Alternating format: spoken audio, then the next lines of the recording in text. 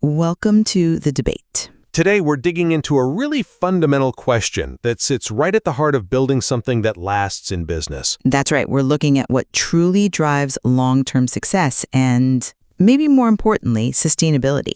Our source material offers this really interesting framework for the whole life cycle, starting, growing, even selling a company. But it definitely leaves us grappling with a core tension. And that central question, the one we're debating today, is this. Is foundational business success really driven primarily by that internal stuff, passion and purpose, the things that give you resilience, that build a culture? Or does winning ultimately come down to embracing the more, let's say, pragmatic systems, calculated risk, and proven strategic models? My stance is pretty clear. You simply can't run the marathon of entrepreneurship. You can't finish it without that deep internal alignment. Purpose has to be the engine, both at the start and all the way through. See, I come at it from a slightly different angle. I mean, look, motivation, passion, they're absolutely necessary fuels to get you going, no doubt. But the actual capacity for winning, and I think crucially for sustainable growth, that's determined by something else. It's about adopting practical, scalable systems. It's about using, frankly, hard-nosed strategies. Passion gets you out of the starting blocks, I'll give you that. But it's the strategy, the scaffolding that lets you survive the inevitable market shocks and build value that, lasts long after that initial founder excitement inevitably cools down. Okay, well, let's start right at the beginning, then the genesis of the idea itself. The material is pretty prescriptive here. It really argues that success has to begin with that personal alignment. It calls it a feeling and instinct, and really following what you genuinely love. It actively pushes back against that common strategic advice, find a market gap first. Right. I mean, think about the early story of Fluid, the founder's company. They succeeded even though there were, 500 competitors doing almost exactly the same thing. So why did they succeed? Well, the material suggests it's because the founder wasn't just interested. He was genuinely obsessed with marketing. And that obsession drove him to push boundaries, try new things like early email marketing way before others. That passion, that's presented as the core differentiator. It ensures you're willing to outlast other people precisely because the work itself feels rewarding. And it's this obsession, apparently, that builds that cultural resilience you need. That's definitely a compelling argument for sheer persistence, I agree. But I think you might be misattributing what could be seen as a calculated, strategic decision purely to an emotional driver. I mean, yes, persistence derived from passion is useful, but the secret sauce, the formula for winning, as the source puts it, seems to rely much more on highly strategic, pragmatic tools. Tools designed specifically to overcome those emotional drivers and ensure long-term viability. Just look at the evidence presented. The number one reason businesses win, it claims, is delayed gratification. Now, that feels like the absolute antithesis of immediate, passion-led fulfillment, doesn't it? It's a calculated, systematic decision. You deliberately forgo immediate short-term revenue gains specifically to build a massive economic moat over the long haul. I mean, Facebook, Instagram, they're the classic examples cited, waiting, up to a decade before really turning on the monetization taps. That's not just an act of passion. That's incredibly disciplined, strategic forbearance. And furthermore, the argument is stated quite clearly. Success equals taking risk. And even luck is defined as something you can kind of hack through a system of persistence, knowing your destination, and crucially, learning to lean into fear and to risk.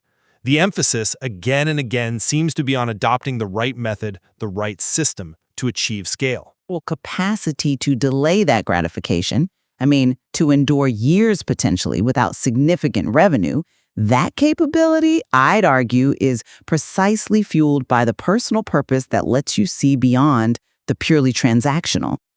If the work itself wasn't intrinsically motivating, deeply fulfilling, the financial pain of building that economic moat would likely cause most people to just, give up prematurely. And the founder does advise focusing deeply on what you love and then systematically outsourcing the stuff you don't like doing.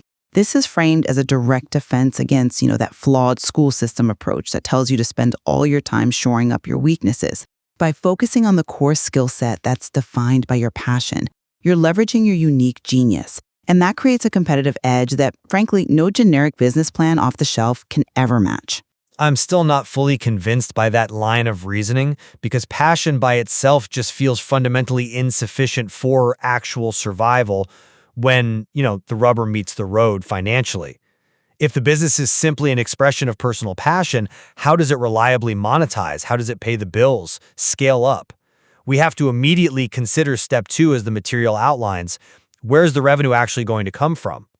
And answering that demands pragmatic experimentation. It demands a calculated financial strategy. Take your own example of the passionate founder.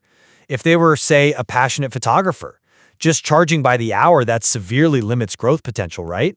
Right. But Fluid, their marketing agency, apparently excelled precisely because they moved away from that time for labor model.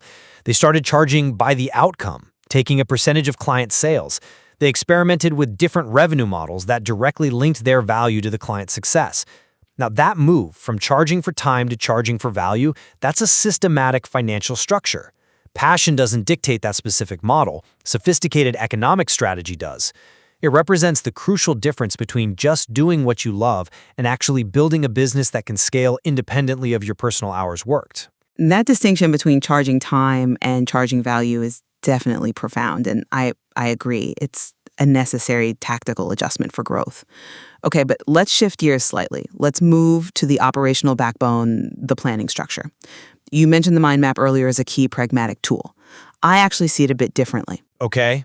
You argue that relying on the mind map is a purely pragmatic system designed to maintain structural agility, being nimble like a boxer, as the source says, so you can see what is going to be the best punch combination. And you correctly point out that famous quote, "Everyone's got a plan till they get punched in the face." But my point is that agility still needs to be anchored in something deeper. True lasting value, I believe, is found in building a brand, not just a business. And no structural map, however clever, can replicate the cultural alignment needed for that brand to truly flourish. This requires cultural execution. It means having a very strict moral code, building a genuinely client-centric culture that prioritizes relationships. The goal described is about bringing value and, genuine affection, the material used the word love, to the customer experience, as opposed to focusing solely on transactional strategy. Yes, systems organize workflow absolutely, but it's the culture born from that founder's initial purpose that builds the loyalty, the resilience, that allows you to actually endure those market punches when they inevitably come. But the structure is the anchor, isn't it? I mean, the mind map is presented as far more than just an organizational chart. It seems to function as a systematic risk management tool. A rigid, traditional business plan often fails because it assumes this linear causality that just doesn't exist in the real world. The mind map, precisely because it's described as liquid, provides a framework for constant experimentation and adaptation. It forces the founder to strategically map out multiple punch combinations, different market directions, different product lines, so they aren't emotionally overinvested in just one single path. This systematic approach, this pre-planning of pivots, is arguably the only way to maintain genuine nimbleness and ensure that if the market suddenly shifts, you can pivot based on a pre-planned framework, not just react based on panic or gut feeling. The founder's purpose might identify the initial target market, sure, but it's the mind map, the structure that ensures the business can actually weather the storm and ultimately scale. Okay, let's pivot back then to winning strategies, because this feels like where the long-term payoff is really defined.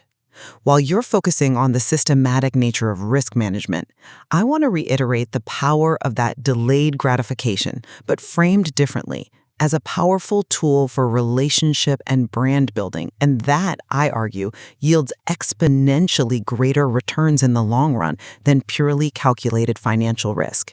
The material gives that example of the founder doing the first piece of work for a new customer for free, described as an act of showing them some love. Now, that wasn't just positioned as a clever marketing gimmick. The claim is that it built a deep relationship that resulted in 16 years of loyalty and continuous referrals.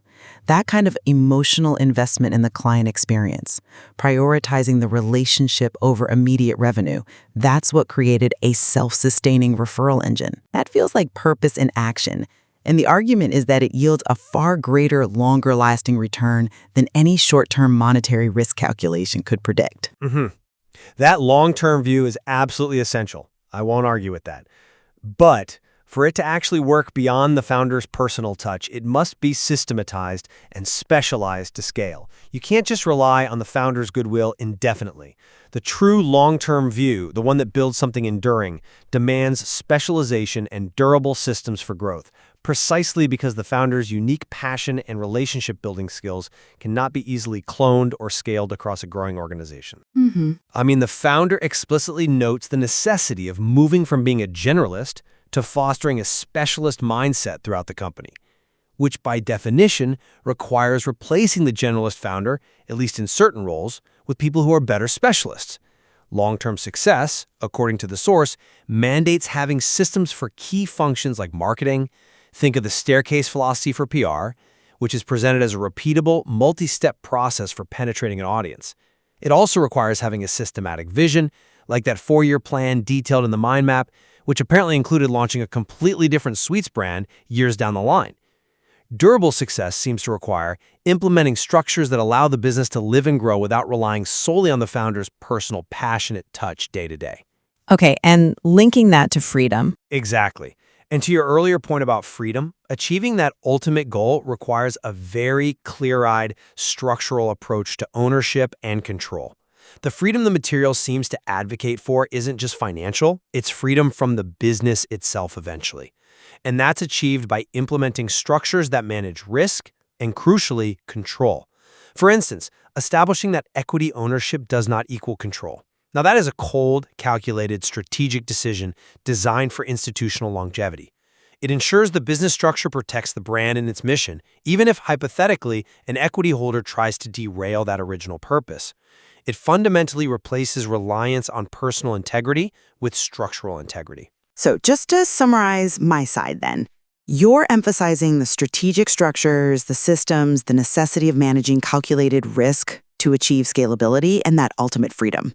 My argument, though, remains that sustained success is fundamentally impossible without that engine of personal purpose right at the core. That internal drive, that instinct we talked about at the beginning, that's the only factor strong enough to allow an entrepreneur to truly endure the inevitable marathon of building a business, to avoid burnout, and critically, to maintain integrity by having the strength to say no to the wrong clients, no to the wrong partners, anyone who doesn't align with that original core purpose. The structure, in my view, is merely the vehicle. Purpose is the driver, the fuel, and ultimately the destination itself. And I'll conclude by saying that while passion, yes, provides vital motivation in that initial direction, the actual ability to win in the competitive marketplace, to scale the concept effectively, and achieve true longevity, that capacity is reserved for those who execute highly strategic systems and embrace the often uncomfortable reality of calculated risk. Whether we're talking about delayed gratification as a strategy, systematic planning using tools like mind maps, or even global expansion to spread risk, these are the pragmatic, sometimes tough decisions that ensure survival and scalability. They are what ultimately deliver on the value that passion on its own can only promise. There is certainly much more to explore in how these two powerful forces, that deep internal conviction and the necessary external structure, really interact and intertwine to define what makes a long and fruitful journey in business. Indeed there is. Thank you for joining us on the debate.